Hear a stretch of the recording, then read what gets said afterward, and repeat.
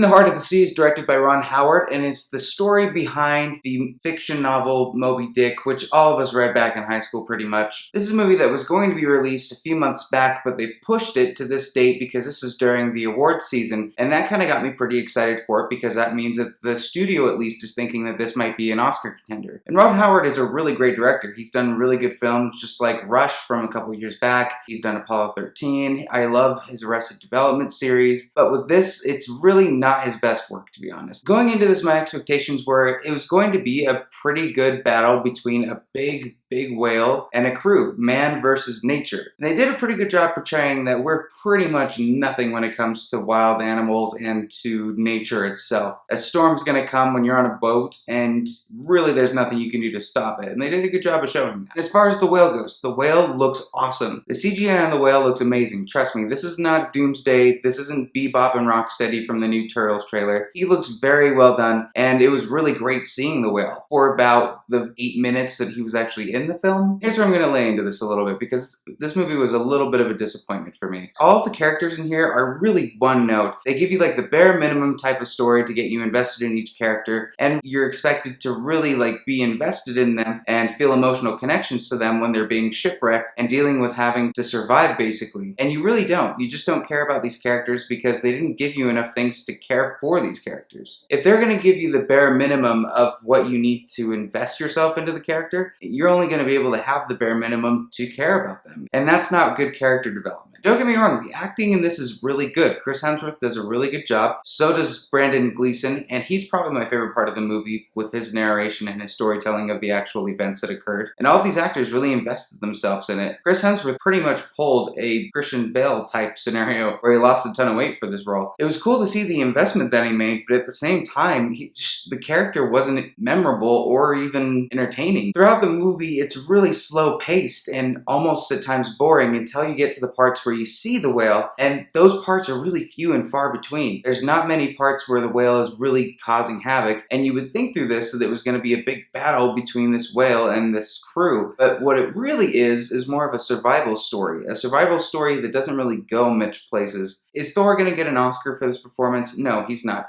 But at the same time, the directing of this movie, you can tell that it's helmed by a very experienced director. There are a couple camera positions that were a little bit weird in my opinion, but overall the directing was really well helmed, and you can see why they tried to push this back a little bit further into awards season. Unfortunately, it's just not an awards contender. It's not that good enough to get to that point. In fact, it's a little bit boring. So for In the Heart of the Sea, I'm going to give it a 5.5 out of 10. Guys, tell me what you thought about In the Heart of the Sea. Leave your comments down below, be sure to like this video, and please subscribe if you want to get more updates on the videos that I'm going to be doing soon. We are 6 days away from Star Wars The Force Awakens, and I can't tell you how excited I am for it. Can't wait to give you my review of that. Thank you again as always for watching, and I will see you at the next review.